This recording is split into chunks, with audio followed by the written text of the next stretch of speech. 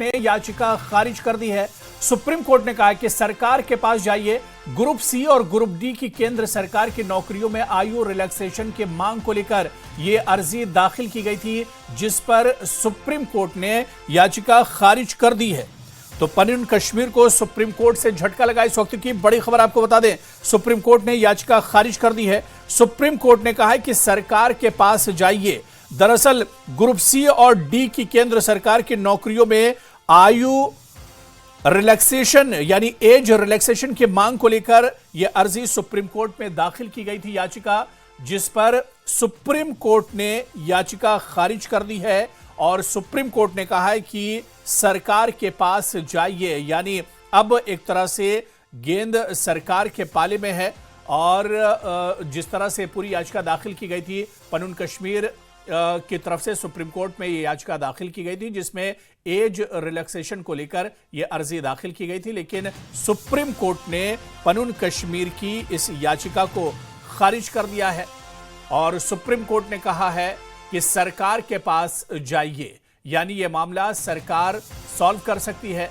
पनून कश्मीर को supreme court से झटका लगा है और ऐसे में सुप्रीम कोर्ट ने पनून कश्मीर की याचिका खारिज कर दी है।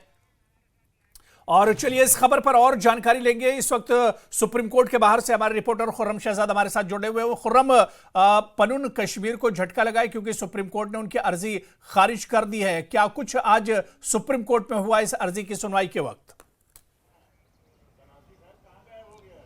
देखिए, सुप्रीम कोर्ट में जब इस याचिका पर समाअत शुरू हुई थी और सुप्रीम कोर्ट ने इस बात को लेकर नाराजगी जाहिर की कि सीधे तौर पर सुप्रीम कोर्ट के पास मुदाखलत के लिए याचिका दाखिल कर दी गई कि सुप्रीम कोर्ट इस मामले में हस्तक्षेप करे, लेकिन केंद्र सरकार के पास जो रिप्रेजेंटेशन दिया जाना था, यानी केंद्र सरकार से जो तमाम चीज़ें की जानी थी वो तमाम चीज़ें क्योंकि नहीं की गई, तो इस चीज़ को लेकर सुप्रीम कोर्ट ने कहा कि पहले आपको सरकार के पास जाना चाहिए था, क्योंकि यह सीधे तौर पर एक पॉलिसी मैटर है और पॉलिसी मैटर सरकार ही देख सकती है। तो सरकार के पास जाने के लिए कहा है।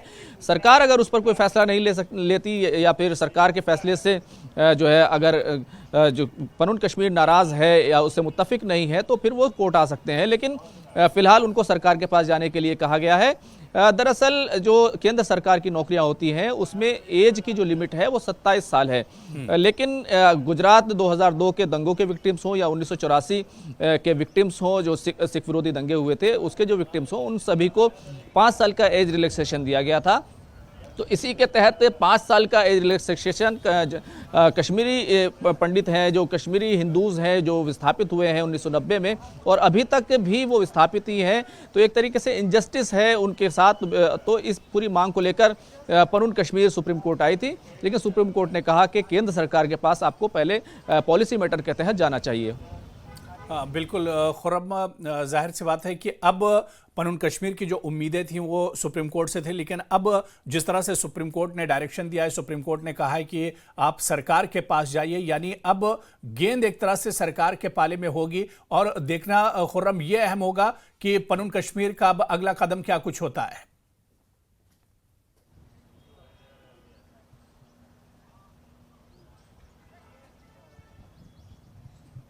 जी खुर्रम, आवाज आ रही मेरी आप तक?